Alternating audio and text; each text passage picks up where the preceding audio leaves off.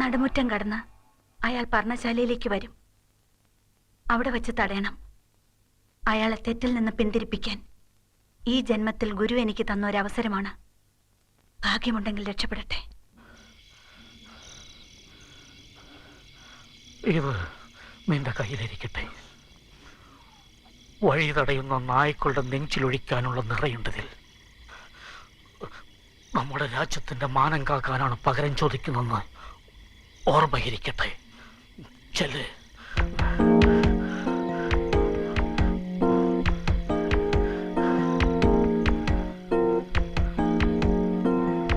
ക്യാമ്പിനകത്ത് കിടന്നാലുടൻ നാലുപാടും ചിതറി ഓടണം. അവിടൊക്കെ സാധനം വീശി വിതരണം. പൊട്ടിത്തെറിക്കും. രക്ഷപ്പെടാനൊരു തരി പോലും ബാക്കി കളരുത്.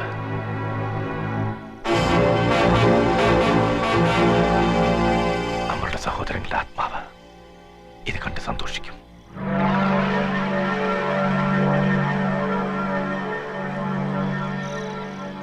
ഇരുളിന്റെ ലോകത്തെ രാജാവ് വന്നാൽ പകലിന്റെ കാലത്ത് കാര്യമില്ല. ഇരുളിന്റെ ലോകത്ത് രാജാവ് വന്നാൽ പകലിന്റെ കാലത്ത് കാര്യമില്ല. കാക്കകൾ മൂങ്ങയെ കൊത്തിത്തുരത്തും. ഇരുളിന്റെ ലോകത്തെ രാജാവ് വന്നാൽ പകലിന്റെ കാലത്ത് കാര്യമില്ല. കാക്കകൾ മൂങ്ങയെ കൊത്തിത്തുരത്തും.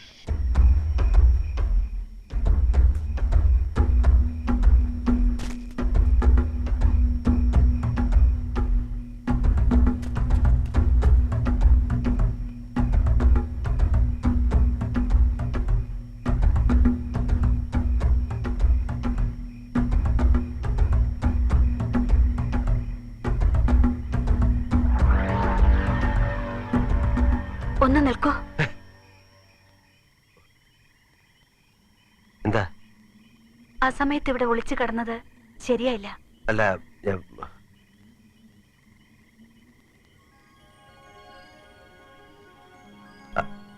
അത് പിന്നെ പറയൂ. ഞാനിവിടെ പാതകം നമസ്കരിക്കാൻ വന്നാണല്ലേ? ശരിയാണ്, അത് കള്ളമല്ല. നമസ്കരിക്കണം.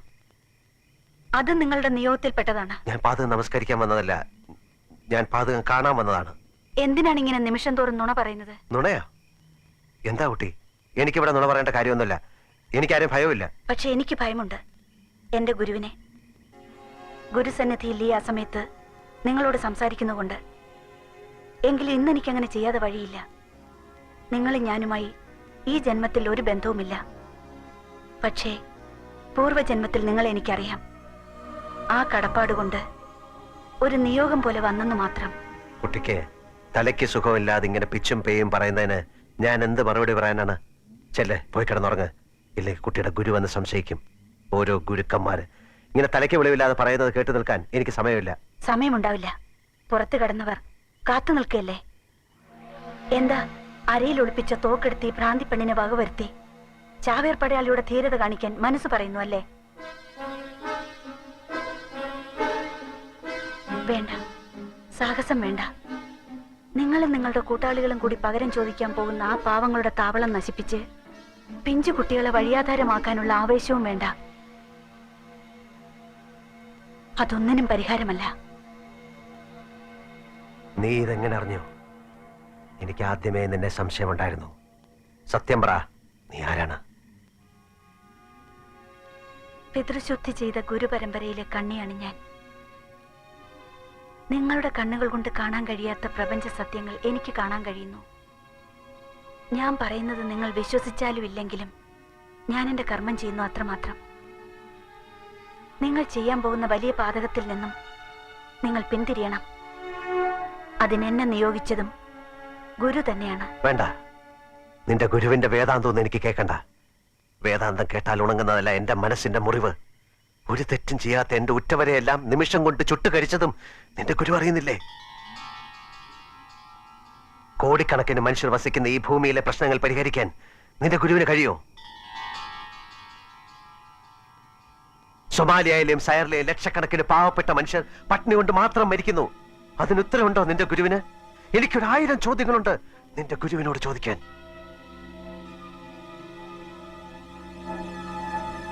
ശരിയുത്തരം നിശ്ചയമായും ഗുരുവിങ്കലുണ്ട് രഘുരാമൻ. നിങ്ങൾ ഒന്നും ചോദിച്ചില്ലല്ലോ. നിങ്ങൾക്ക് ഇവിടുത്തെ സത്യം അറിയണ്ടായിരുന്നല്ലോ. ഇവിടെ നിങ്ങൾ കണ്ണുകളും കാതുകളും അടച്ചല്ലേ ഇത്രയും ദിവസം കഴിഞ്ഞുകൂടിയത്. അത് നിങ്ങളുടെ മാത്രം കുറ്റമല്ല. ആരാധനാദോഷം കൊണ്ട് അന്ധരായി പോയവരുടെ ലോകത്തിലാണ് നിങ്ങൾ ജീവിക്കുന്നത്. ഇവിടെ വെളിച്ചവുമായി എത്തുന്ന ഗുരുക്കന്മാരെ നാം എങ്ങനെ തിരിച്ചറിയും?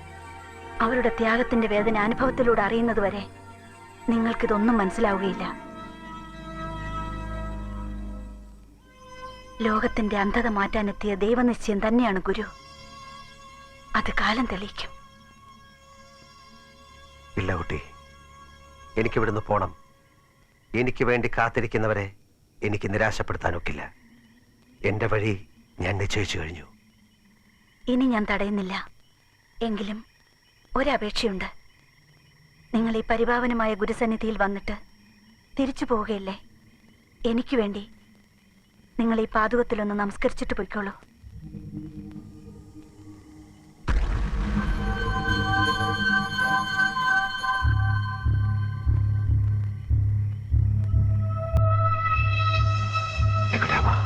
വേണ്ട, ഒരു പെണ്ണിന്റെ വാക്ക് കേട്ട് നിന്റെ മനസ്സിന്റെ കടിഞ്ഞാൻ അഴിഞ്ഞു പോകരുത്.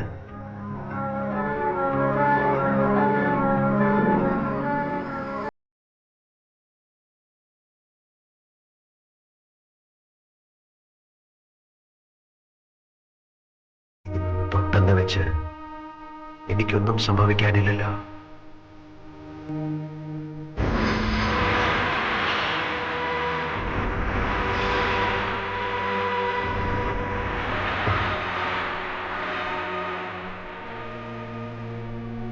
എനിക്ക് എന്താണ് സംഭവിക്കുന്നത്?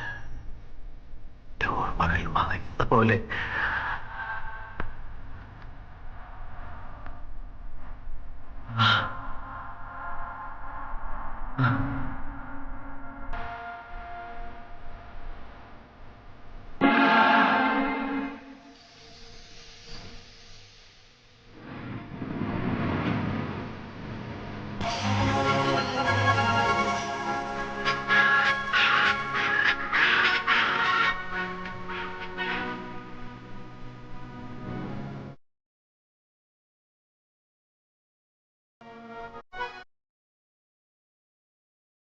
രാമ, നീ ഒരു നിയോഗത്തിന്റെ നിമിത്തം നീ അറിയാതെ എത്തിയിരിക്കുന്നത് ശാന്തിയുടെ ഗിരിശൃംഗങ്ങളിലാണ്. ഗുരുവിന്റെ ത്യാഗത്തിന്റെ വേദന നീ നിന്റെ അനുഭവത്തിലൂടെ അറിയാൻ പോകുന്നു. അതിനായി നിന്റെ മനസ്സിന്റെ മഞ്ഞിടിഞ്ഞ് നീ മറ്റൊരു ലോകത്തിലേക്ക് പോവുകയാണ്.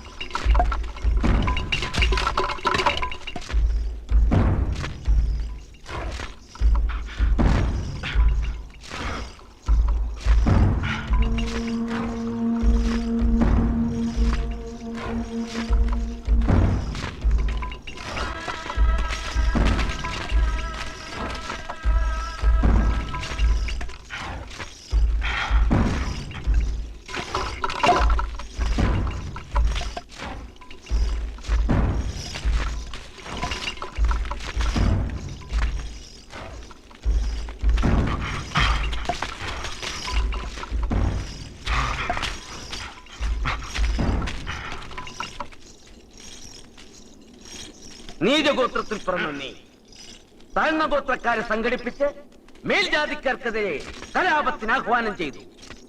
ധിക്കാരം. ശിക്ഷാവധം. രാജകൽപ്പന. എന്നെ കൊന്നോളൂ. എന്നെ മാത്രമല്ല, താഴ്ന്ന ഗോത്രത്തിൽ പിറന്ന ഈ ദേശത്തെ ജനങ്ങളുടെ മുഴുവൻ തലയും കൊയ്തോളൂ. നിങ്ങളുടെ രാജാവും മേൽഗോത്രക്കാരും നീണാൾ വാഴട്ടെ. പക്ഷേ കാലം നിങ്ങളുടെ രാജാവിനോട് പകരം ചോദിക്കും.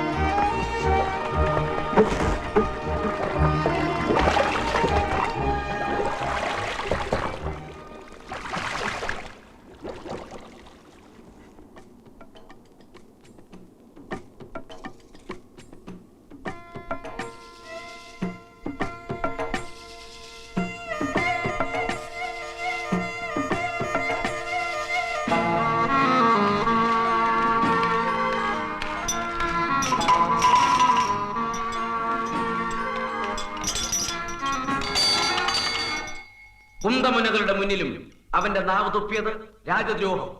നമ്മുടെ ഗോത്രത്തിനെതിരെ അടിമകളെ സംഘടിപ്പിച്ചവൻ വധിക്കപ്പെടേണ്ടവൻ. കാഴ്ചയുടെ കാലം തിരിച്ചു വരുമെന്ന് പ്രചരിപ്പിച്ച ഒരു അവിശ്വാസിയായിരുന്നു അവൻ. അവന് കൊടുത്ത ശിക്ഷ ലോകത്തിനൊരു പാഠമായിരിക്കും.